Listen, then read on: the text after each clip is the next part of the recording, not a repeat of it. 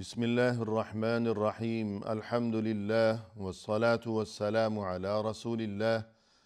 وعلى آله وأصحابه أجمعين أما بعد ناظرین کرام السلام علیکم ورحمۃ اللہ وبرکاتہ۔ مسلمان کے شب و روز کے عنوان سے اس پروگرام کے ہمراہ ہم آپ کی خدمت میں حاضر ہیں۔ آج کی اس ملاقات میں ہمارا موضوع گفتگو ہے امانت دار تاجر، یعنی دین اسلام میں امانت و دیانت کی بہت زیادہ تاکید و تلقین کی گئی ہے کہ ہمیشہ ہر انسان اور یہ کہ بالخصوص مسلمان کے لیے یہ بات ضروری ہے کہ زندگی کے ہر شعبے میں، ہر معاملے میں وہ ہمیشہ امانت و دیانت سے کام لیا کرے۔ لیکن بالخصوص جو تاجر قسم کا انسان ہے تو پھر چونکہ تجارت کے دوران یہ باتیں یعنی بددیانتی کے جو معاملات ہیں ان کا امکان کافی بڑھ جایا کرتا ہے کہ جھوٹ بولنا اور یہ کہ ملاوٹ، مکر و فریب وغیرہ، یا اسی طرح کسی معمولی اور ردی قسم کے مال کو جھوٹی قسم کھا کر بہت عمدہ ظاہر کرنا اور یوں مہنگے داموں اسے فروخت کر ڈالنا۔ تو چونکہ تجارت کے شعبے میں یہ چیز یعنی بددیانتی کا اکثر احتمال رہا کرتا ہے، اس لیے بالخصوص تاجر قسم کے انسانوں کے لیے دین اسلام میں امانت و دیانت کی مزید تاکید و تلقین کی گئی ہے، اور یہ کہ اس میدان میں اور اس شعبے میں رہتے ہوئے یعنی خرید و فروخت اور تجارت کی دنیا میں رہتے ہوئے جو کوئی امانت و دیانت کو اپنا شیوہ و شعار بنائے گا اور یہ کہ بددیانتی سے جو ہمیشہ بچا ہی رہے گا، تو پھر چونکہ اس شعبے میں رہتے ہوئے بددیانتی سے بچنا بہت زیادہ مشکل ہے، تو یہی وجہ ہے کہ جو کوئی اس شعبے میں رہتے ہوئے بددیانتی سے بچے گا یعنی تاجر پیشہ انسان، تو پھر اس کے لیے بڑی خوشخبریاں ہیں دین اسلام میں۔ رسول اللہ صلی اللہ علیہ وسلم نے فرمایا التاجر الصدوق الامین مع النبیین والصدیقین والشہداء، وہ تاجر جو ہمیشہ سچ بولتا ہو اور یہ کہ ہمیشہ امانت و دیانت سے ہی وہ کام لیا کرتا ہو، تو پھر قیامت کے دن وہ نبیوں کے ساتھ ہوگا اور صدیقین کے ساتھ اور شہداء کے ساتھ، یعنی اس قدر بلند ترین مقام و رتبے سے اسے نوازا جائے گا، اور یہ کہ اللہ اور رسول صلی اللہ علیہ وسلم کے نزدیک اس کا اس قدر اہم ترین مقام و مرتبہ ہے اور اتنی بڑی فضیلت ہے کہ قیامت کے دن وہ نبیوں اور صدیقوں اور شہیدوں کے ہمراہ ہوگا۔ اور اسی طرح فرمایا رسول اللہ صلی اللہ علیہ وسلم نے ان صدقا وبینا بورک لہما فی بیعہما وَإِن كَذَبَا وَكَتَمَا مُحِقَتْ بَرَكَةُ بَيْعِهِمَا، جب دو انسان آپس میں خرید و فروخت میں مشغول ہوں، اب یہ دونوں اس موقع پر سودے بازی کے موقع پر اگر سچ بولیں گے اور جو کچھ بھی صورتحال ہوگی اسے صاف صاف بیان کر دیں گے، یعنی جو کوئی مال فروخت کرنے والا انسان ہے وہ کسی عیب کو چھپانے کی بجائے صاف صاف واضح طور پر خریدار کے سامنے اصل صورتحال کو بیان کر دے گا کہ دیکھو یہ چیز تمہارے سامنے ہے، لیکن اس میں یہ خرابی ہے، یہ کمی ہے، یہ عیب ہے۔ پھر اس کے باوجود اگر وہ خریدار ان تمام عیوب و نقائص سے اور ان تمام خرابیوں سے آگاہی کے باوجود بھی اگر وہ خریداری کا خواہش مند ہوگا تو ٹھیک ہے، اچھی بات ہے، اور نتیجہ یہ ہوگا کہ بورک لہ ما فی بیعہما، اس قسم کی جو خرید و فروخت ہوگی تو اس میں اللہ کی طرف سے خیر و برکت سے نوازا جائے گا، کہ دونوں کے لیے، فروخت کرنے والے کے لیے بھی اور خریدار کے لیے بھی اس میں خیر و برکت ہوگی اللہ کی طرف سے۔ لیکن اگر یہ کہ جھوٹ بولا اور یہ کہ عیب کو چھپایا، حقیقت کو اور اصلیت کو چھپائے رکھا، اور یوں معمولی قسم کے اور عیب دار قسم کے سامان کو عمدہ ظاہر کر کے فروخت کر ڈالا ہو، تو نتیجہ یہ ہوگا کہ محقت برکت بیعہما، اس خرید و فروخت میں جو برکت کا جو امکان تھا، اب وہ برکت ختم ہو گئی، وہ جاتی رہی، کہ سامان تو اگرچہ فروخت ہو چکا، لیکن یہ کہ ساتھ ہی برکت بھی رخصت ہو گئی ہے، برکت بھی وہاں سے اٹھ گئی ہے، جا چکی ہے۔ تو اس سے یقیناً اسی جانب متوجہ کرنا مقصود ہے کہ تاجر کے لیے ضروری ہے یہ بات کہ وہ بددیانتی کی بجائے اور جھوٹ کا سہارا لینے کی بجائے ہمیشہ امانت و دیانت کو، اور یہ کہ صداقت و سچائی کو اپنا شیوا و شعار، اور یہ کہ اپنا نصب العین بنائے رکھے کہ مال فروخت ہو یا نہ ہو، لیکن یہ کہ دو پیسے کی سودے بازی کے لیے اور چند ٹکوں کے فائدے کی خاطر انسان اپنا دین و ایمان اور یہ کہ اپنا اخلاق جو ہے اس چیز کا سودا کرنے سے باز ہی رہا کرے۔ رسول اللہ صلی اللہ علیہ وسلم کے بارے میں سبھی جانتے ہیں کہ آپ صلی اللہ علیہ وسلم کا ذریعہ معاش نبوت سے قبل تجارت تھا۔ آپ صلی اللہ علیہ وسلم تجارت کیا کرتے تھے، آپ نے متعدد تجارتی سفر بھی کیے، اور اس زمانے میں تجارت کے حوالے سے سبھی لوگ، اپنے اور پرائے، دوست اور دشمن، سبھی آپ صلی اللہ علیہ وسلم کو ہمیشہ صادق و امین کے لقب سے پکارا کرتے تھے۔ تو جب نبوت سے قبل آپ صلی اللہ علیہ وسلم کی امانت و دیانت کا اور راست بازی کا یہ معاملہ تھا، تو پھر ظاہر ہے کہ نبوت و رسالت اور بعثت کے بعد آپ صلی اللہ علیہ وسلم کی امانت و دیانت وہ کس قدر بلند ترین مقام و رتبے پر ہوگی۔ لہذا امتی ہونے کی حیثیت سے ہمیں بھی چاہیے، اور بالخصوص ہم میں سے جو کوئی تجارت پیشہ قسم کا انسان ہو، تو وہ اپنی تجارت میں امانت و دیانت کو اور سچائی کو ہمیشہ اپنا نصب العین بنائے رکھے۔ اسی طرح رسول اللہ صلی اللہ علیہ وسلم ایک بار جب کسی بازار سے گزر رہے تھے وہاں مدینہ شہر میں، تو وہاں آپ صلی اللہ علیہ وسلم نے دیکھا کہ ایک تاجر ہے جو کہ کھانے پینے کا کوئی سامان، یعنی کوئی غلہ یا اناج وغیرہ فروخت کر رہا ہے۔ تو آپ صلی اللہ علیہ وسلم کو اس کا یہ سامان اچھا لگا، پسند آیا، آپ اس کی جانب بڑھے، لیکن آپ نے جب اندر نیچے ذرا ہاتھ ڈال کر دیکھا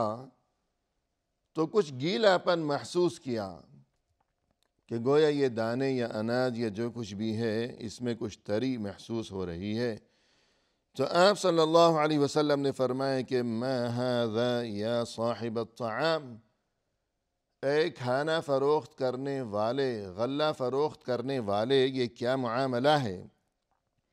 کہ اوپر سے بہترین اور اندر سے جو ہے یہ سامان یہ گیلا ہے؟ قال اصابته السماء یا رسول اللہ، وہ یوں عرض کرنے لگا کہ اے اللہ کے رسول، بارش ہو گئی ہے، یعنی سامان تو بہت بہترین ہی ہے لیکن بارش ہو گئی جس کی وجہ سے یہ کچھ گیلا ہو گیا۔ قال افلا جعلته فوق الطعام، تب آپ صلی اللہ علیہ وسلم نے فرمایا کہ یہ مال جو کہ بھیگ چکا ہے، تم نے اسے اوپر کیوں نہیں رکھا، نیچے چھپا کر رکھا ہوا ہے،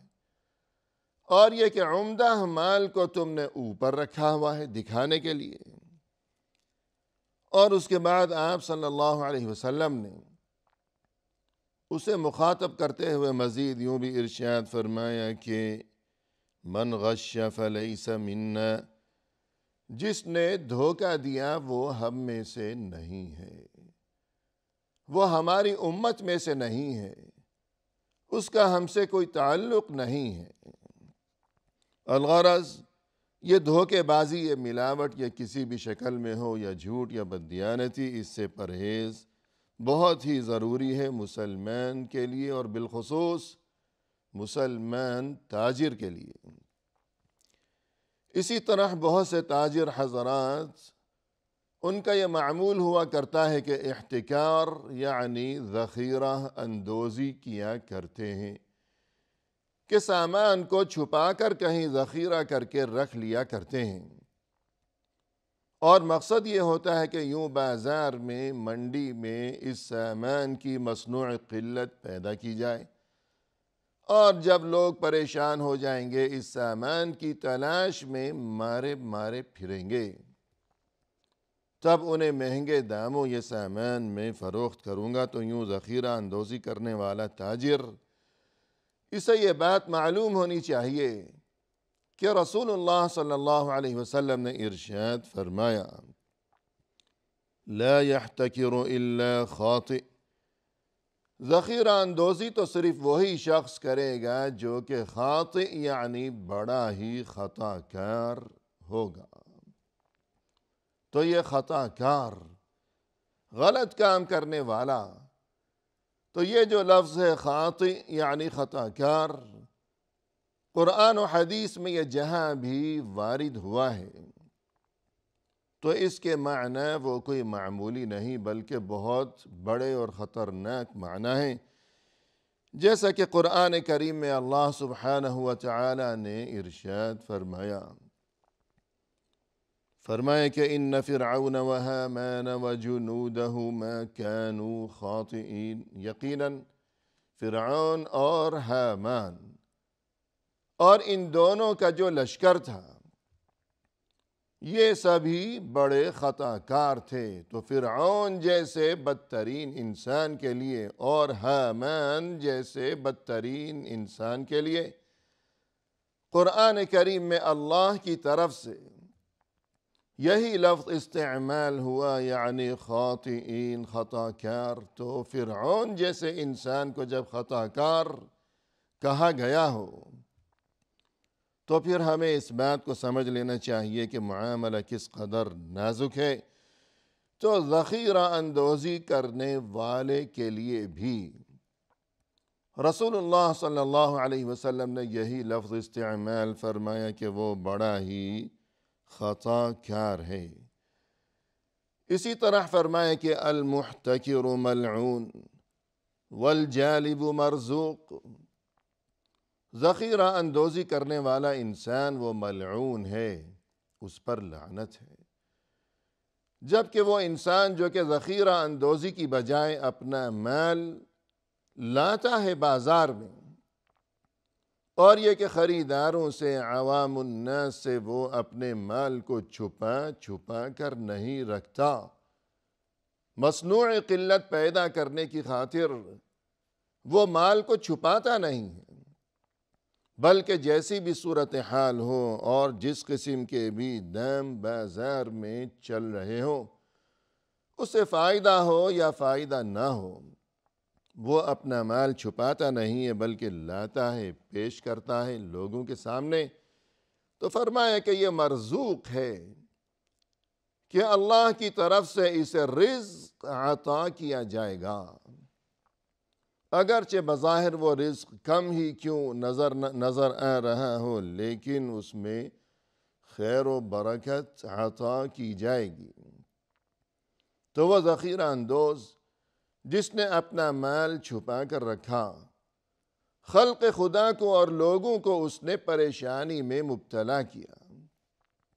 لہذا اللہ کی طرف سے وہ ملعون ہے، اس پر لعنت ہے کہ اللہ کی طرف سے اس کے لیے بھی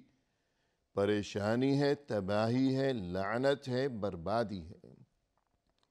کیونکہ اس نے لوگوں کو پریشانی میں مبتلا کیا۔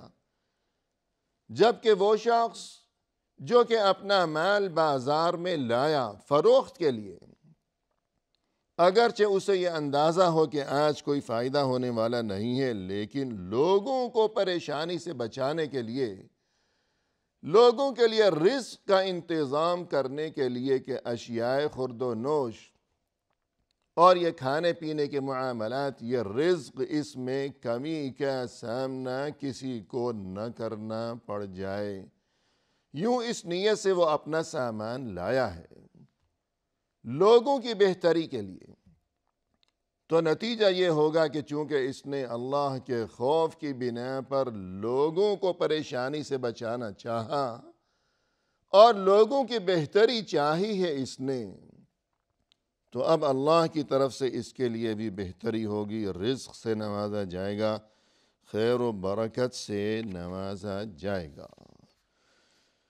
اسی طرح قرآن کریم میں ارشاد ربانی ہوا،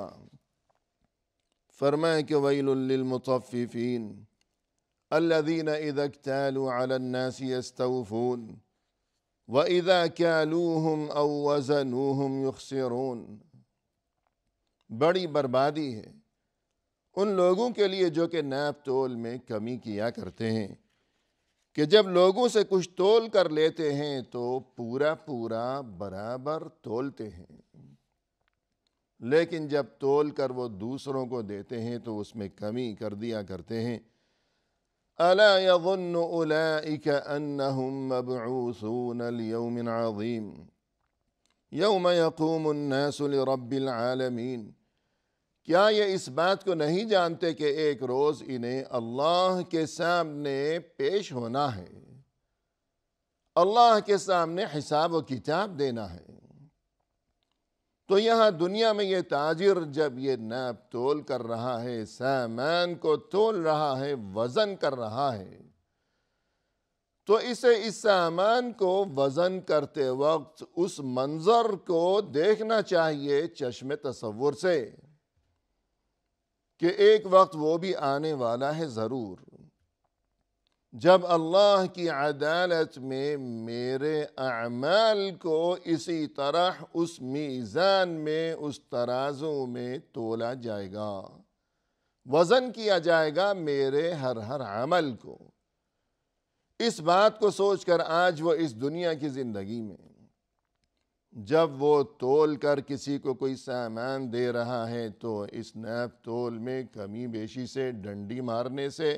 دھوکے بازی سے باز رہے کہ میرے عمل کو بھی اسی طرح تولا جائے گا اس ترازو میں، اللہ کے سامنے، اللہ کی عدالت میں۔ وآخر دعوانا ان الحمد للہ رب العالمین۔